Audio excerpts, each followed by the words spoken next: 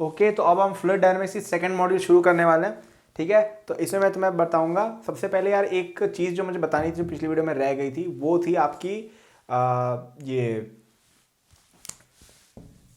Pascal's law के बारे में जो बताया था ना आपको, उसमें यार एक चीज़ मुझे बतानी थी कि पास्कल्स लॉ के बारे में मैंने ये तुम्हें बता देता इसकी इक्वेशन क्या है, लेकिन मैं तुम्हें ये नहीं बताया था एग्जैक्टली होता क्या है। ठीक है, मैंने शायद तक ऐसा कुछ बोल दिया था कि ये अगर लिक्विड है, ठीक है, जहाँ तक मुझे याद है मैंने ऐसा कुछ बोला था कि ये लिक्विड अगर है, इसमें सेम लेवल पे सेम प्रेशर रहेगा, इसको पास्कल्स लॉ नहीं कहते हैं।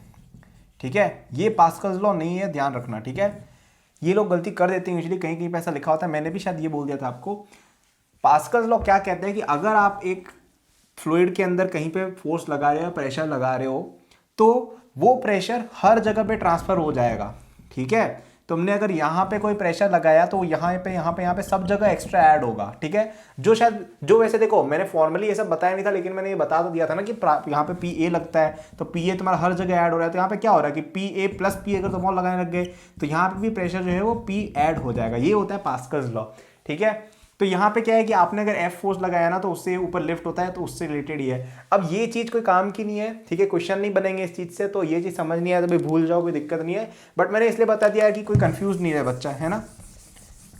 और ये जो चीज़ है ना कि सेम प्रेशर सेम लेवल पे रहता है, वो चीज़ का लॉ का नाम है सच मुझे कोई मिला नहीं। ठीक है, बट ये है लॉ कोई, अब ये नाम वाम पे कोई क्वेश्चन पूछता नहीं, बट ये मैंने सोचा कि इन्फॉर्मेशन कोई गलत क्यों दे, इन्फॉर्मेशन जो है वो सही बता देते हैं। तो एनीवे, अब हम पढ़ने वाले हैं बॉयंसी के बारे में। ठीक है, तो बॉयंसी क्या होता है कि आपने कभी एक चीज़ देखी होगी कि आप जब नहा रहे थे कभी बाल्टी के साथ डब्बे में लेके, तो ये बाल्टी जैसे है आपकी, ठीक है, इसमें एक डब्बा डालोगे ना अगर पानी से भर के, तो वो ऊपर की तरफ उछलता है, देखा होगा तुमने। तो ये जो चीज़ होती है बॉयंसी होती है। ठीक है, तो आप कभी कोई ऑब्जेक्ट अगर किसी लिक्विड में या किसी फ्लूइड में डाल रहे हो, तो वो फ्लूइड उस पर फोर्स लगाता है। ठीक है, उसको कहते हैं बॉयंट फोर्स। बॉयंट फोर्स की वैल्यू कितनी होती है,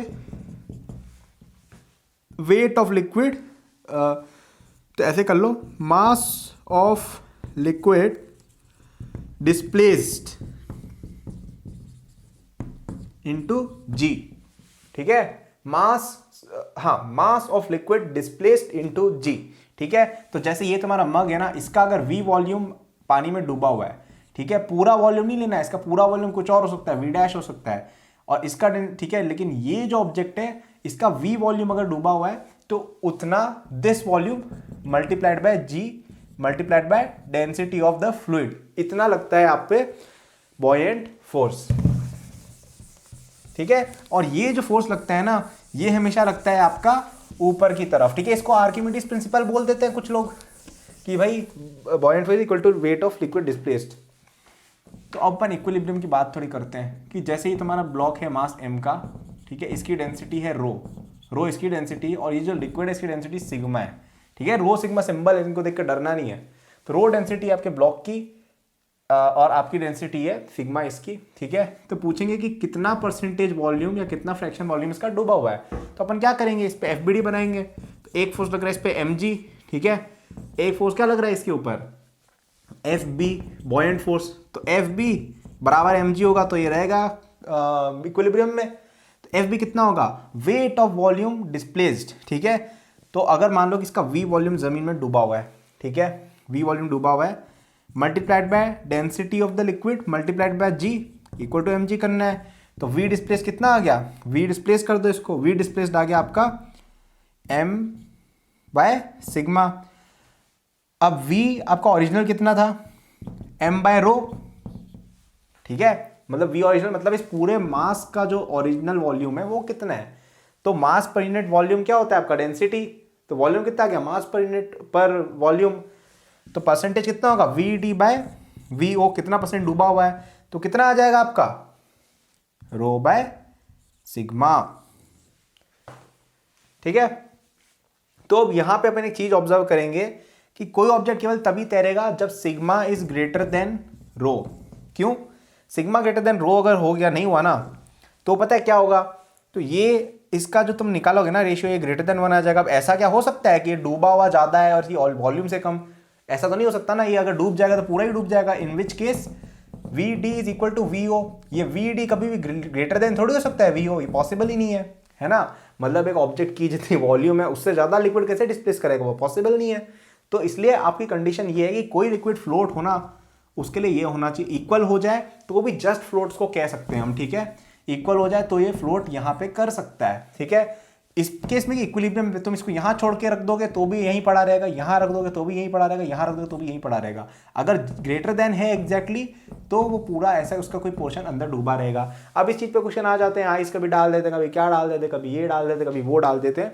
तो ये हो गया आपका आर्किमिडीज प्रिंसिपल, ठीक है।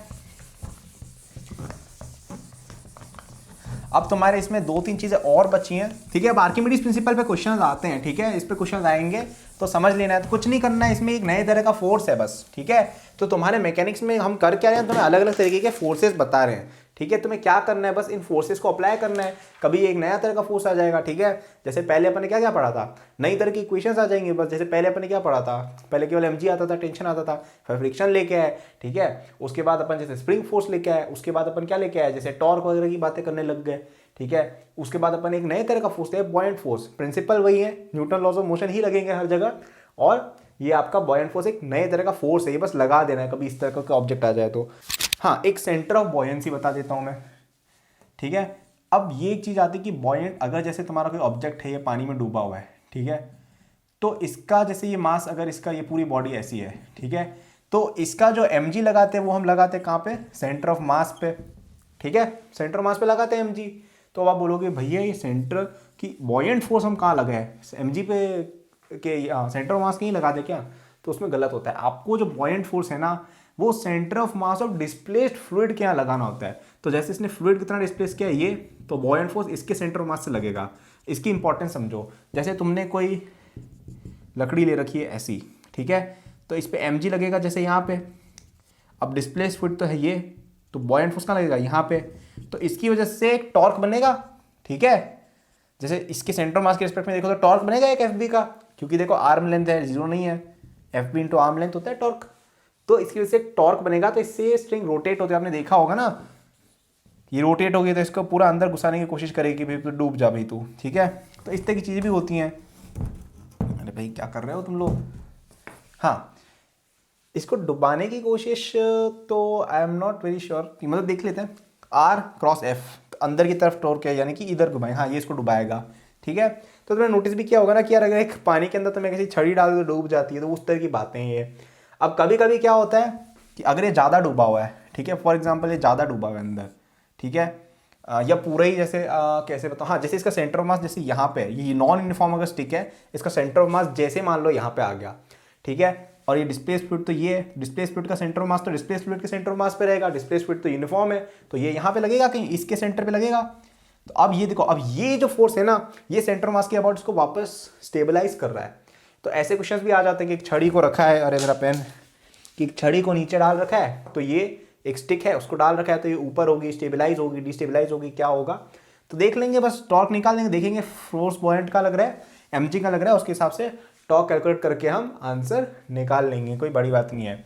तो ये हो गया आपका क्या, ये हो गया आपका आर्किमेडिस प्रिंसिपल। इस पे क्वेश्चंस बनते हैं, देख लेना। डेंसिटी निकालना है क्वेश्चन कभी दे देंगे तो क्या है, मैंने बता दिया था जैसे, ठीक है। तो क्या देखा हमने मॉड्यूल में, हमने देखा बॉयंसी क्या होती है, बॉयंट फोर्स कैसे निकालते हैं, ठीक है, mass of displaced fluid multiplied by g, simple, ठीक है। सेंटर ऑफ बॉयंसी देख लेंगे, बॉयंट फोर्स लगता कहाँ से, कभी कभी टॉर्क के क्वेश्चन पूछ लेंगे, वैसे ये क्वेश्चन आना बहुत ज़्यादा इंपॉर्टेंट नहीं है।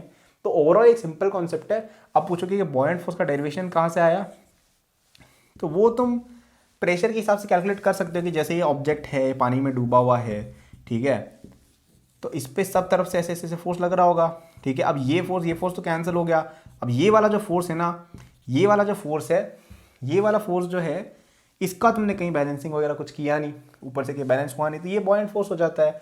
तो अपन क्या कैलकुलेट करेंगे, यहाँ पे प्रेशर निकाल लेंगे, मल्टीप्लाई, और यहाँ पे मतलब डेल्टा प्रेशर यहाँ निकाल लेंगे और मल्टीप्लाई कर देंगे एरिया से, उससे आ जाएगा अपना ये, ठीक है। तो बहुत कोई खतरनाक चीज़ नहीं है।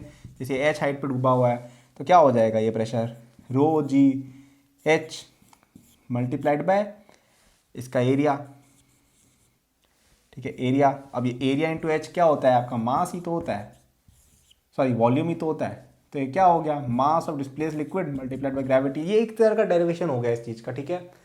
तो यार यही था आपका बॉयंट फोर्स। आगे हम देखेंगे दो इंपॉर्टेंट चीज़ें, तो अगली वीडियो बहुत इंपॉर्टेंट है। फ्लूइड में मोस्ट ऑफ द क्वेश्चन इस चीज़ से आएंगे। फ्लूइड की तीनों ही वीडियो वैसे इंपॉर्टेंट है और तीनों सिंपल भी हैं बहुत, 3-4 फॉर्मूले पूरे चैप्टर में याद कर लो, ठीक है।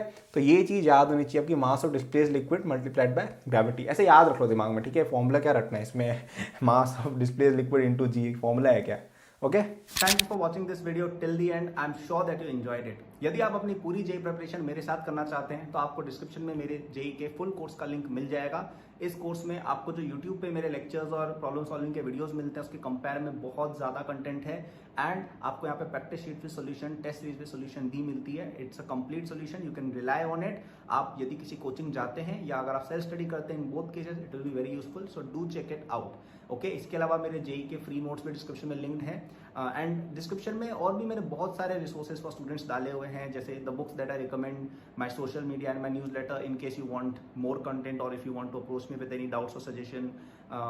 नोट्स हैं नीट के स्टूडेंट्स के लिए, कॉलेज स्टूडेंट्स के लिए, स्टार्टअप एंथुसियास्ट के लिए भी, ओलंपियाड एंथुसियास्ट के लिए भी कोर्सेज हैं, तो चेक जरूर कर लीजिएगा डिस्क्रिप्शन, आपको काफ़ी यूजफुल रिसोर्सेज वहाँ मिलेंगे। Thank for watching, like subscribe कर लीजिएगा for more such videos. Good luck.